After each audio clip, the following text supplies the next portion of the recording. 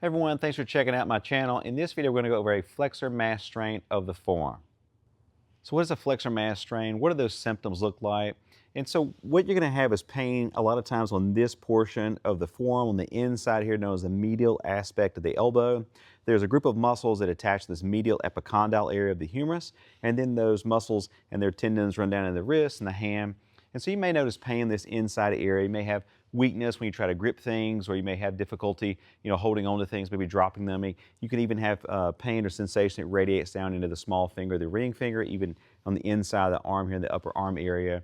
A lot of times this is common with baseball players, maybe pitchers, also with people that play golf or maybe tennis, people that work in construction, or they're carrying heavy machinery or working on heavy machinery throughout the day. You can strain this area and it can become irritated. So I'm going to guide you through 3 phases. We're going to work on acute phase and then progress on towards a return of function phase after you've had this injury, things that you can do at home. Our first phase, the acute phase, that 1 to 10 day range. It's not exactly 1 to 10 days. It could be a little longer, it could be a little less, just depends on the person, like how you feel. You're going to want to use things like ice packs or maybe heating pads for that area to calm down that pain and irritation. A lot of times this is the time when you may be taking anti-inflammatories or medications prescribed by your doctor. We're going to start working on a loading strategy, so isometric contractions. So what we're going to do is take the injured side here, prop that up, take your other hand, and I'm pushing against my hand here, trying to move my hand this way. There will be no movement because I'm going to counter that force with my hand, bringing it into this other hand here. So I'm going to hold that contraction. I feel these muscles activate. It's called an isometric contraction. I'm going to hold that for around 3 to 5 seconds and relax. Do that again, 3 to 5 seconds and relax. Repeat that for maybe 10 repetitions for 2 to 3 sets. And then we're going to work on flexions. I'm working on flexing my wrist up like this. So with that one, I'm going to take my other hand, put that in my palm, match that force, and then relax, trying to pull my wrist up this way. I'm going to hold that and relax.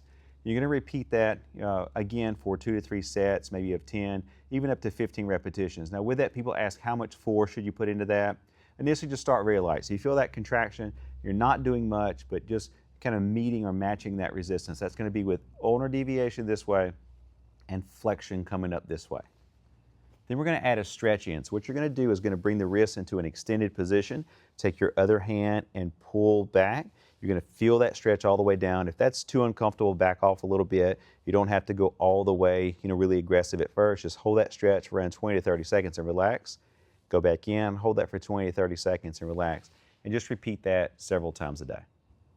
Now we're going to start phase 2, which is going to be about maybe somewhere between 11 to 12 days. And this could go into 3-4 weeks post-injury. You're going to take a dumbbell, prop your forearm up, bring your wrist into flexion, and then slowly lower that dumbbell down. And then use your other hand to bring that up. You're going to feel this contraction here, slowly lower that down. Don't use a dumbbell initially that's too heavy. This one is 5 pounds. You may need to go less than that, maybe 2 pounds, maybe 1 pound. You're just really working on slowly controlling that all the way down. Just that muscle contraction, really focus on that. And the other thing you're going to do is use one of these grip strengthening devices. There's all different kinds. If you don't have one, you can take a ball, squeeze a ball. This can be with resistive putty. You can also use a washcloth, just kind of roll it up and just work on squeezing this down. And with this, a lot of times I have my patients maybe on the 10th rep or 15th rep, whichever I'm doing, I'll have them just contract and hold that down, just statically hold that to try to build some capacity and endurance in this area.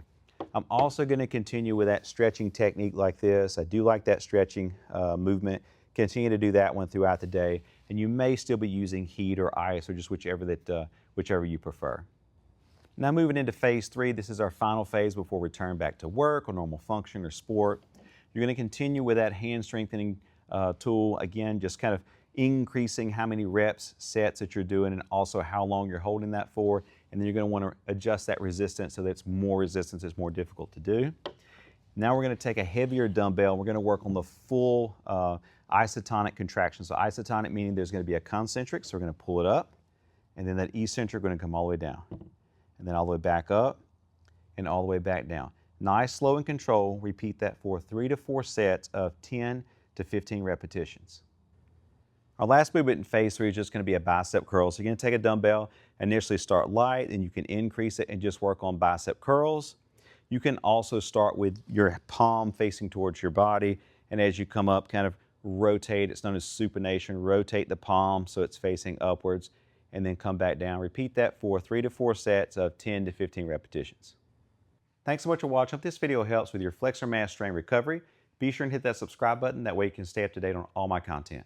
Thanks again.